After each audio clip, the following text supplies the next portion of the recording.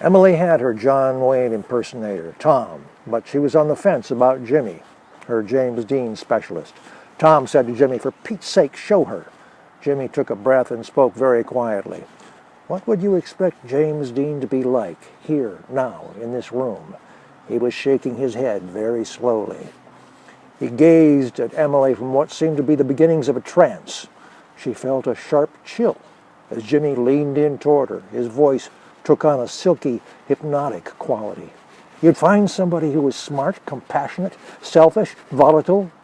He grinned as if they'd known each other forever and shared a wonderful secret. The voice changed timbre again. Now his words seemed to be coming from a different part of him, tumbling out in an adenoidal mumble. He got close to you whether you were in the front row or the balcony. He was hostile, egotistical, confrontational. She gaped at him. Even though his face didn't match up feature for feature with James Dean's, every nuance evoked him.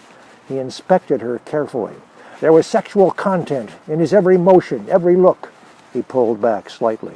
He was exasperating, lonesome, taciturn, just about impossible to carry on a conversation with. Garrulous at times, gifted with infectious laughter, he grinned broadly and laughed a staccato sequence of high-pitched guffaws that made Tom burst into laughter. He was infuriating, sensitive, delicate, breakable, easy to get along with if you agreed with him about the inevitability of his getting his way. He sprang up suddenly, like a cat. He was an athlete, too. When he came into a room, he had enough momentum to walk up a wall. He was a show-off, he turned away, who was as much James Dean from the back as he was from the front.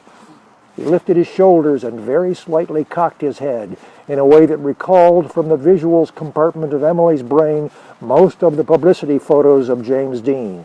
He was outrageous, and he made you crazy, like any exhibitionist does, but he was an artist at being James Dean. He sat down again, staring intently into her eyes. "And so am I.